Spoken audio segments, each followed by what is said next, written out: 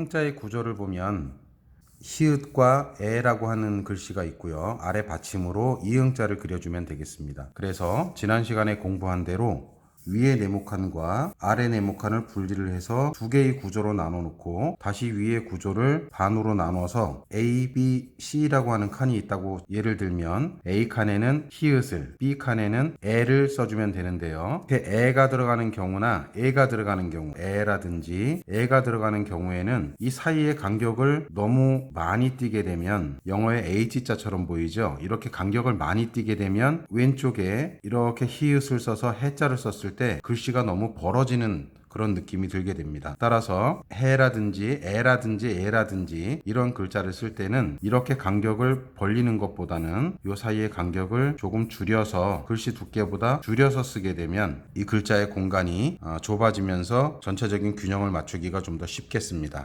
위에 인쇄한 글씨를 예를 들어 보면 히읗과 에 사이에 요 사이에 떨어지는 공간이 넓지 않고 좁게 되어 있음을 볼 수 있습니다. 그리고 네모칸 사이에 중심선을 빨간 선으로 중심선을 지금 그어 놨는데요. 이렇게 중심선을 미리 긋고 시작을 하면 어느 정도 선에서 내가 글씨를 레터링 하면 글씨가 잘 균형이 잡히겠다라는 것을 볼 수 있겠습니다. 글씨의 구조를 먼저 파악하도록 하겠습니다. 해가 들어갈 부분은 밑에 받침 이응이 들어가는 부분보다 더 네모칸 길어지는 것이 낫겠지요. 복자에서도 마찬가지로 중심선 아래쪽에 O가 위치를 하는 것이 전체적인 글자의 균형이 좋겠습니다. 사자에서도 보면 이 끝부분이 네모칸보다 살짝 들여쓰기를 하게 되면 글씨가 이렇게 안으로 모여서 글씨가 너무 넓어 보이는 그런 것을 예방할 수 있겠습니다. 랑자에서도 이 부분을 살짝 들여쓰기를 했습니다. 자, 그럼 이런 구조로 먼저 네모칸을 나눠 보도록 하겠습니다. 자, 중심선이 여기에 있는데 윗부분의 사각형을 이만큼을 잡아서 여기에 해를 쓰도록 하겠고요. 아랫부분을 이렇게 나눠서 네모칸이 두 개가 됐습니다. 위에는 해, 밑에는 이응자가 되겠고요. 자, 복자의 구조에서는 이 부분에 중심선 부분에 이렇게 O가 위치를 하면 되겠고요. 아랫부분에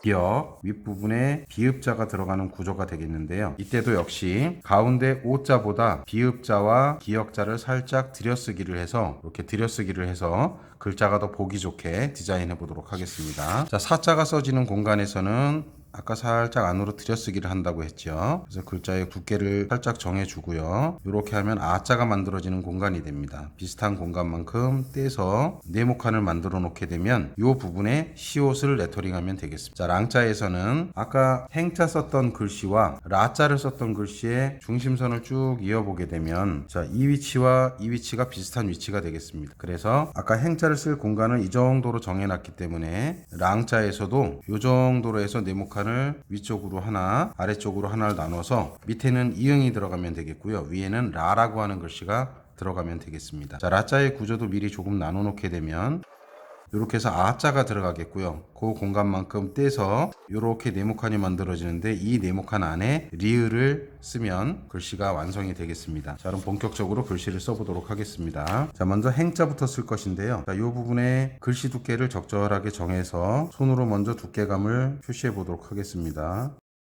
자, 이렇게 정하면 이 부분이 애가 들어가는 부분이 되겠고요. 그 부분만큼 떼서 이 부분에 히읗이 들어가는 O자가 되겠고요. 그 밑에 떼서 네모칸을 이렇게 그려놓게 되면 자, 이 부분 네모칸에 이응자가 들어가면 되겠습니다. 자, 이응자를 쓰기 전에는 먼저 미음자부터 만들어야 한다고 했죠. 그래서 미음자의 구조를 먼저 만들어 주고요. 자, 행자에서도 받침이 되는 이응이 너무 끝까지 커지게 되면 글씨가 옆으로 넓적하게 넓어 보이게 됩니다. 그래서 이응자 요 부분도 살짝 들여서 쓰도록 그렇게 하겠습니다. 그래서 아랫부분에 요 정도 네모칸을 나눠서 요 부분이 들여쓰기 부분이 되겠습니다. 자, 그러면 이제 자를 대고 전체적인 글씨의 구조를 적당히 파악을 했으면 자를 대고 반듯반듯하게 틀린 부분들을 수정을 하면서 맞춰 나가면 되겠습니다. 글씨의 두께를 잘 못 맞추겠으면 자를 대고 센치를 재서 수직 수평을 잘 맞춰서 해주면 되겠습니다. 자, 이렇게 해서 해자에 애가 되는 부분이 만들어졌고요.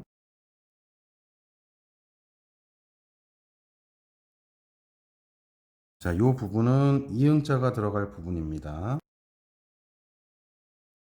자, 이렇게 써놓으면 햄자처럼 보이게 되죠. 자, 이제 이응자를 만들어 보도록 하겠습니다. 지난 시간에 공부한 대로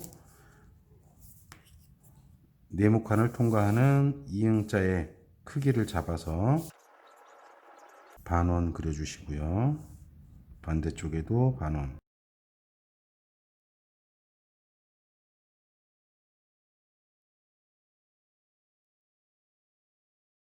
자, 행자가 레턴이 완성이 되었습니다. 복자를 써보도록 하겠습니다. 가운데 중심축이 되는 O자부터 만들어 주고요.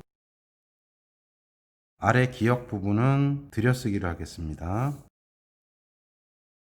다음은 비읍을 쓰는 방법인데요. 비읍을 쓸 때는 먼저 디귿자가 뒤집어진 것처럼,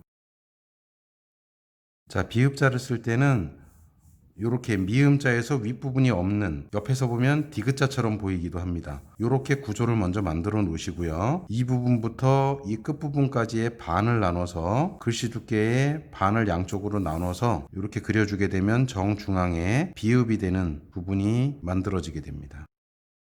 그리고 필요 없는 부분을 지우면 비읍자가 됩니다.